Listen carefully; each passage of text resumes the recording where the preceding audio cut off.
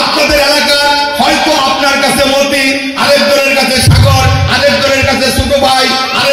শরীয়তপুর ২ নড়িয়া সখীপুর নির্বাচনী এলাকায় ধানের শীষের বিজয়ের লক্ষ্যে সুজাবাদ পালপাড়া হিন্দু সম্প্রদায়ের সাথে মতবিনিময় সভা অনুষ্ঠিত হয়েছে। বিএনপি মনোনীত প্রার্থী আলহাজ শফিকুর রহমান কিরণের পক্ষে উপজেলার ঘড়িসার ইউনিয়নে শুক্রবার 14 নভেম্বর বিকেলে অনুষ্ঠিত হয় এই মত বিনিময় সভা।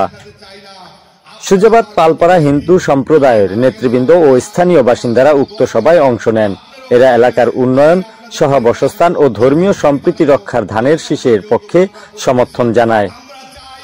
অনুষ্ঠানে প্রধান অতিথি হিসেবে উপস্থিত ছিলেন উপজেলা বিএনপির সাংগঠনিক সম্পাদক আলহাজ মতিউর রহমান সাগর।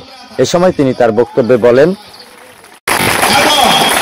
আমার কোন নেতা কর্মী আমার সাথে আমার সাথে দল করুক বা আমার এমপিতে কোনো গ্রুপ করুক, যদি কোনো হিন্দু সম্প্রদায়ের ভাইয়ের উপর কোন জায়গা জমি নিয়ে, কোন ব্যবসা প্রতিষ্ঠান নিয়ে, কোন সামাজিক কোন আচার বিচার নিয়ে কেউ কোনদিন হিন্দু সম্প্রদায়কে চোখ রাঙিয়ে কথা বলবেন না, তাহলে কিন্তু আমি আপনাদের বিরুদ্ধে ব্যবস্থা নেব। কেন?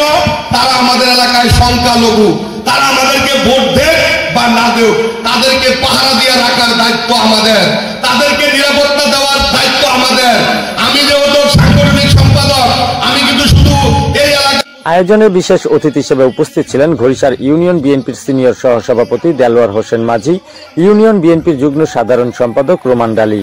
অনুষ্ঠানের সভাপতিত্ব করেন বিশিষ্ট ব্যবসায়ী বিপুল পাল ও পরিচালনায় ছিলেন ইউনিয়ন যুবদলের যুগ্ম আহ্বায়ক শাহিন ডালি।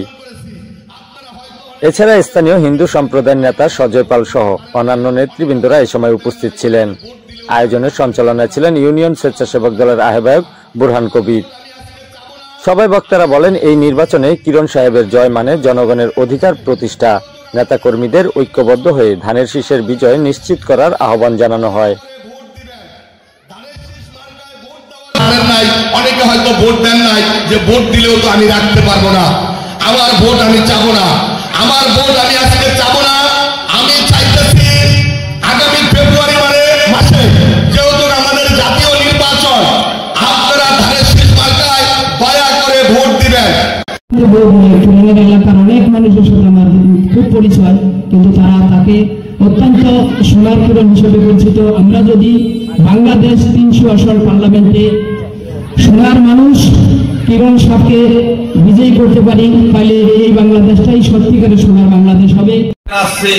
আমাদের আর্থিক সহযোগিতা 20,000 টাকা দিয়ে গেছে, তবে আমার এতটুকুই আমাদের পালপাড়াতন মোদি ভাইয়ের কাছে আমাদের দাবি, ভাই মোদি ভাইয়ের কাছে আমাদের পালপাড়াতরে এই পালপাড়া এক নাম কীর্তন, দুর্গা পূজা প্লাস আমাদের মন্দির, আমাদের এই কাজের জন্য, আমাদের এই মন্দিরের কাজের জন্য এবং আমাদের এক নাম কীর্তনের জন্য মাঘ মাসের 2, 3, 4 এখানে 7 দিন অনুষ্ঠান হয়।